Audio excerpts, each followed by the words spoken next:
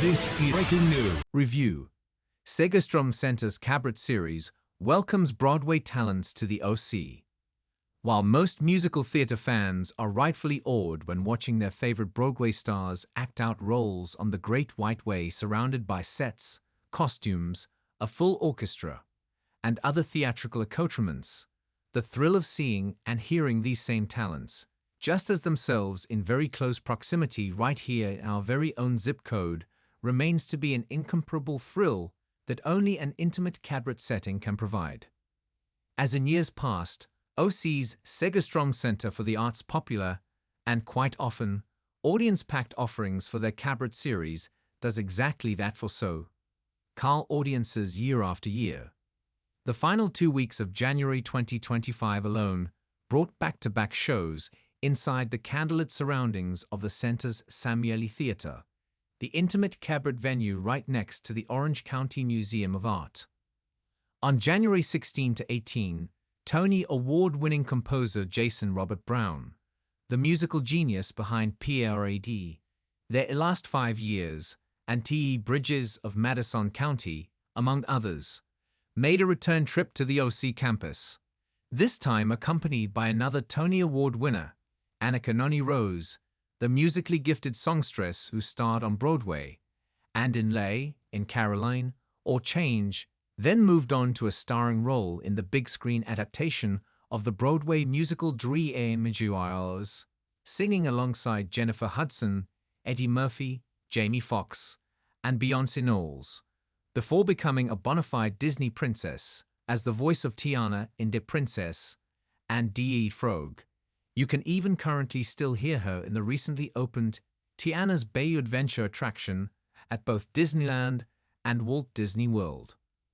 Then the following week, on January 23 to 25, Tony Award nominee Kerry Butler, Exxon Hairspray, Little Shop of Horrors, Mean Girls. The musical BETLGIC debuted her autobiographical cabaret showcase, Breaking Broadway, to the same performance space for the first time, accompanied by her musical director and pianist Michael Orland, who himself returns to the center after musically directing the cabaret concert performed here by Tony winner Joaquina Calucango back in September. Besides all three being Broadway veterans, these stars brought decidedly different vibes to their respective sets. Brown, similar to this show here in April 2023, offered a remarkably introspective songbook sampler of his own compositions, many interpreted brilliantly by Noni Rose, which were presented with a more archivist-leaning approach, while Butler, honing in on her unmistakable talent for comedy, brought a more cheeky, self-effacing, laugh-out-loud songs and stand-up routine and slideshow that had the audience howling. Both intimate shows, of course, are wonderfully entertaining examples as to why Segerstrom Center's wonderfully curated cabaret shows remain such a must-see season-long series year after year. The affably academic Brown, seated behind the piano, was accompanied by a rousing jazz trio that comprised of Linda Taylor on guitar, Dan Lutz on bass, and Jamie Eblin on drums.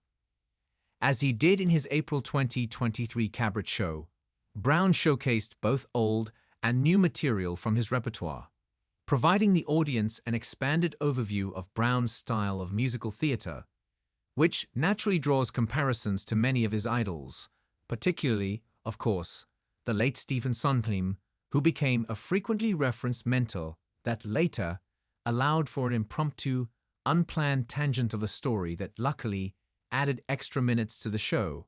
As far as I knew, he only cut one song from his planned set list for the evening to make up for the elongated story. Ever the interpreter of self-reflective songs of his own making, Brown started the opening night performance of a 3-night engagement with Hope, the same song he opened his April 2023 show with.